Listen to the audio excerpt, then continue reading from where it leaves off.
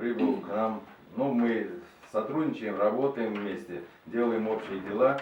И вот у него есть второй хороший повод нашей встречи. Ну, 15 февраля для нас, воинов афганцев, очень большое событие. Вот. Именно 15 февраля десятилетняя война закончилась. И многие афганцы вернулись домой живыми, здоровыми. Ну, здоровыми я не скажу, но вернулись к своим родителям. В этом году мы отмечаем 29-ю годовщину ввода советских войск в Афганистан. Это 15 февраля. И, конечно, хочу, забегая вперед, поблагодарить организацию Крам-Барлиге и его руководителя Сетмирова за поддержку в проведении 29-й годовщины вывода советских войск в Афганистан. В Крыму на сегодняшний день, ну я возьму 90-й год, в Крыму в 90-м году проживало 3000 воинов афганцев из числа крымских татар. Вот. Из них 65% награждены боевыми орденами и медалями. Самые достойные ребята. Просто о нас многие забыли. Но время не стоит на месте. Вот был Украинский союз ветеранов Афганистана, где я был 12 лет председателем Баштанской районной организации. Ну вот и 4 года, как Россия, я возглавляю Российский союз ветеранов Афганистана. Наш руководитель является Клинцевич, это советник по вооружению нашего президента Путина, полковник Разумов, воин-десантник, тоже в Афганистане был, заслуженный человек. Вот. И по оказанию проведения 29-й годовщины вывода советских войск мы написали ходатайство о награждении Сетмирага нашей высокой наградой, медалью за заслуги.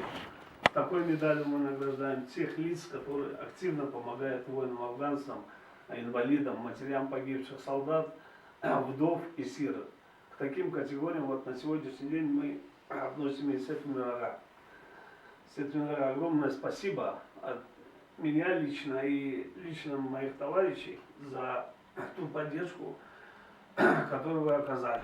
И разрешите вручить вам нашу афганскую медаль. Я думаю, что это не последняя медаль в вашей жизни. Она будет еще. Вот. Я думаю, наша организация и вы будем сотрудничать. Я приношу извинения, немножко болею, поэтому... Ничего.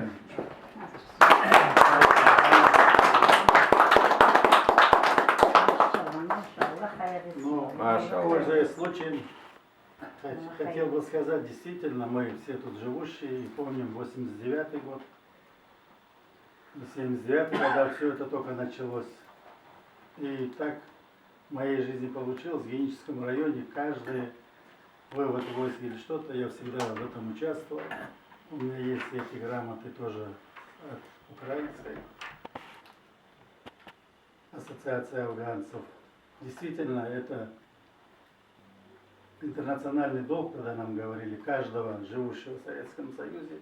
Молодые ребята, 18-летние, 20-летние шли и не спрашивали ни о чем, как будет завтра или что-то. Но, а те, которые сегодня остались, действительно, мы были на, как-то сказать, торжественно, или 29 лет, и мы возложили цветы, который умер уже парень по болезням, который в Афганистане был. Все. Поздравили, концерт очень хороший нам дали Савол Ибраим.